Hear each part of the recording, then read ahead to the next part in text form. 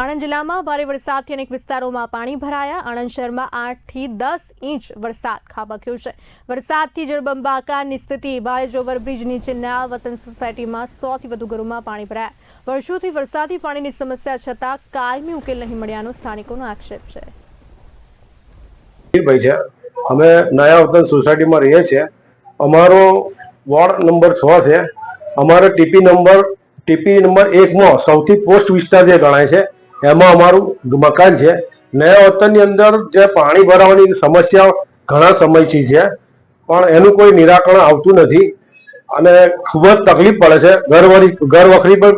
ઘર વખરીને પણ નુકસાન થાય છે અને અમારા ઘરની અંદર જે વરિષ્ઠ નાગરિક છે, ઉંમરલાયક છે, એમને અત્યારે આવા સમયે અમે દવાખાનામાં લઈ જવા એ બહુ મોટો પ્રશ્ન છે, કારણ કે ઘરની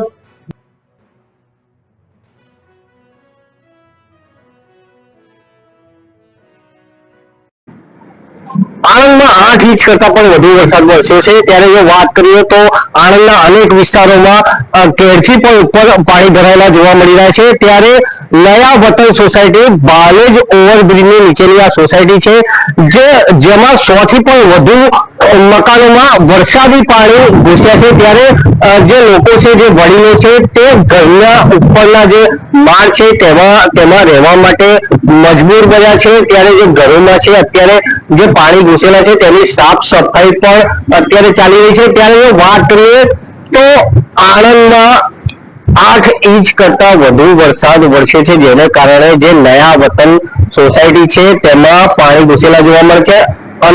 અનેક લોકો તો અહીંયાથી સ્થળાંતર કરવા પણ મજબૂર થયા છે। ત્યારે જો વાત કરીએ તો અહીંયા જે આ બે મકાનો છે, જે અહીંયા રહેણાંક વિસ્તાર છે, તેમાં અહીંયાથી તાળું મારી અને બહાર જવાની તે લોકોને નોબત આવી છે।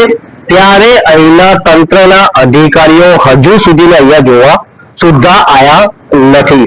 પ્રી મોન્સૂનની કામગીરીના લીરે લીલા ઉડતા જોવા મળી રહ્યા છે। News India, Nikhil Bhatt.